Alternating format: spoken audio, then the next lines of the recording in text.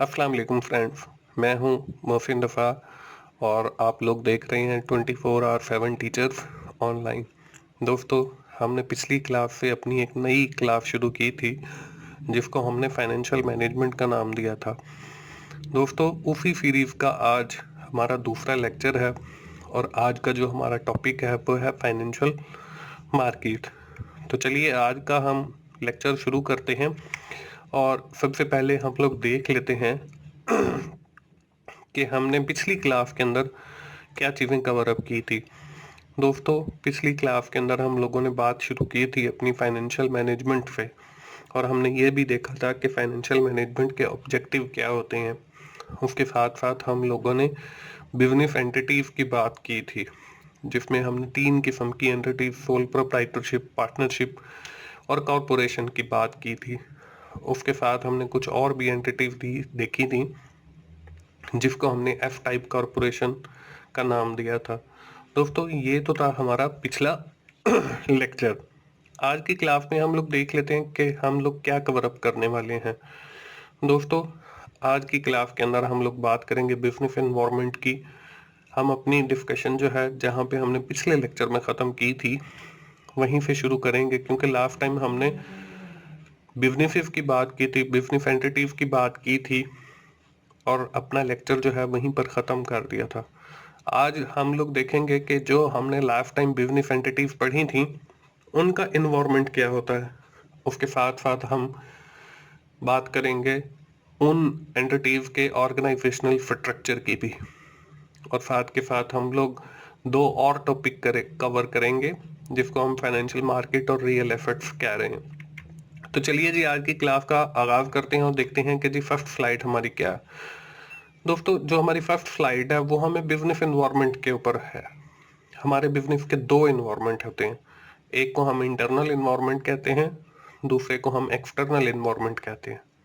अब internal environment क्या होता है और एक्सटर्नल एनवायरनमेंट क्या होता है। इंटरनल एनवायरनमेंट से मुराद दोस्तों वो एनवायरनमेंट है जो इनसाइड द ऑर्गेनाइजेशन होता है, मतलब कंपनी का अंदरूनी हिस्सा। एक्सटर्नल एनवायरनमेंट से मुराद वो एनवायरनमेंट है जो आउटसाइड द ऑर्गेनाइजेशन, मतलब उस कंपनी की बाउंड्री से बाहर हो।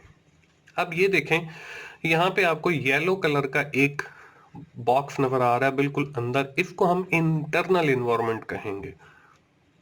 इसके अंदर हमारे पास जो हमारी कंपनी के अंदर मुख्तलिफ डिपार्टमेंट होते हैं वो भी आ जाते हैं। मसलन हमारे पास फाइनेंस का डिपार्टमेंट है, मार्केटिंग का डिपार्टमेंट है, ह्यूमन रिसोर्सेज का डिपार्टमेंट है, प्रोडक्शन का डिपार्टमेंट है, टेक्नोलॉजी का अलग से डिपार्टमेंट है।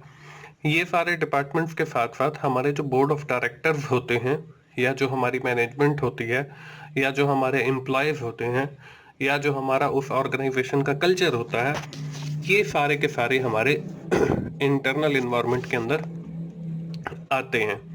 अब हम बात कर लेते हैं जी एक्सटर्नल एनवायरनमेंट की। अब एक्सटर्नल एनवायरनमेंट के अंदर हमारे कस्टमर आ जाते हैं, मतलब ये कंपनी की बाउंड्री जो है उससे बाहर होते हैं। हमारे सप्लायर आ जाते हैं जो हमें माल सप्लाई करते हैं, हमारे कंपेटिटर आ जाते हैं, कुछ लेबर यूनियंस आ जाती हैं, गवर्नमेंट एजेंसीज आ जाती हैं। ठीक है, ये सारी जितनी भी चीजें हैं ये सारी सारी जो है हमारी एक्सटर्नल इन्वायरमेंट की है।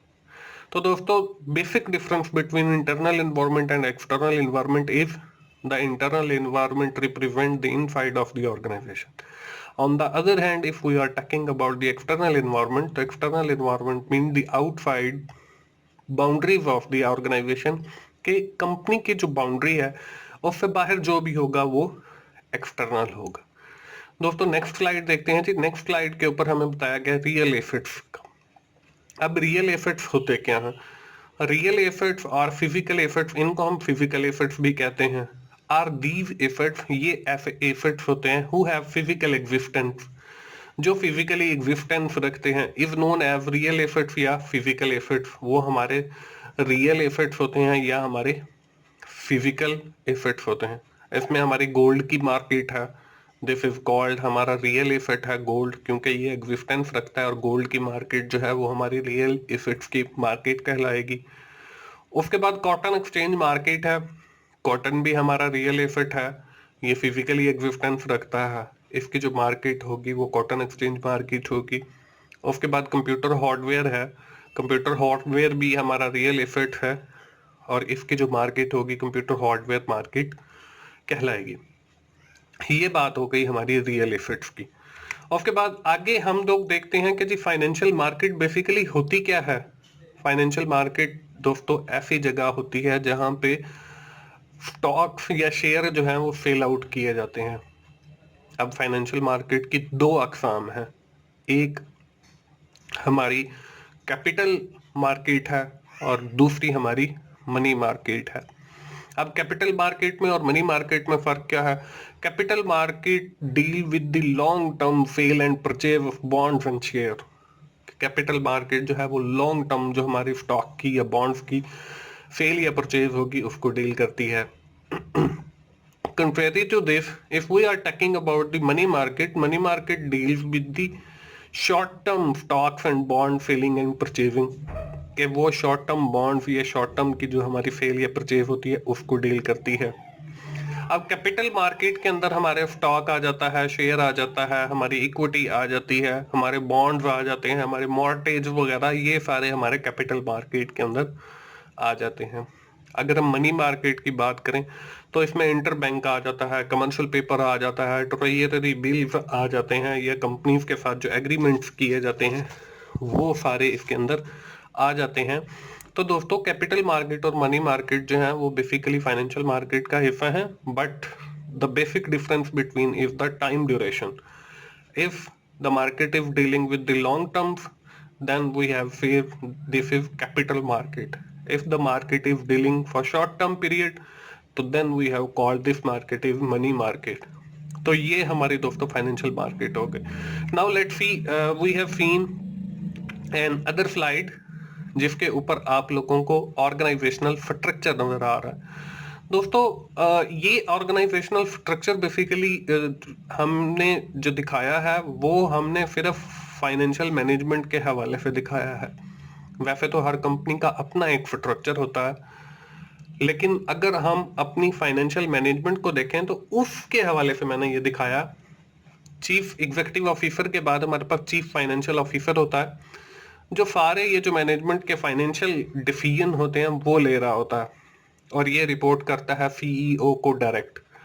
इसके नीचे जो है हमारे पास दो लोग होते हैं, एक ट्रेजरर होता है, कंट्रोलर होता है। अब जो कंट्रोलर है ये हमारी समझ लें अकाउंट्स वाली सेक्शन को डील करेगा, और जो ट्रेजरर है ये हमारी फाइनेंशियल मैनेजमेंट वाली साइड को डील करता है।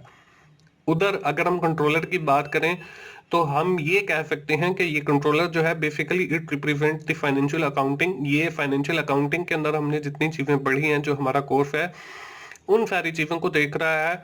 They prepare the accounts of that company, वो उस कंपनी के अकाउंट्स बना रहे होते हैं। ऑन द अदर हैंड अगर हम बात करते हैं ट्रेजरर की, तो वो हमारे लिए कैपिटल बजटिंग कर रहा होता है, हमारे लिए कैपिटल स्ट्रक्चर बना रहा होता है। इसी तरह अगर हम कंट्रोलर की बात करें तो ये कंपनी के अकाउंट्स प्रिपेयर कर रहे होते हैं, उनको ऑडिट कर रहे होते हैं, उनको चेक कर रहे होते हैं। तो ये किसी ऑर्गेनाइजेशन का एक स्ट्रक्चर हो जाता है। तो दोस्तों ये थी हमारी आज की क्लास। उम्मीद है आप लोगों को समझ आ गया होगा। हमने कुछ आज नए टॉपिक्स पढ़े हैं। इसके अंदर हमने फाइनेंशियल मार्केट पढ़ा है, हमने इसके अंदर ऑर्गेनाइजेशन का स्ट्रक्चर पढ़ा है, ठीक है।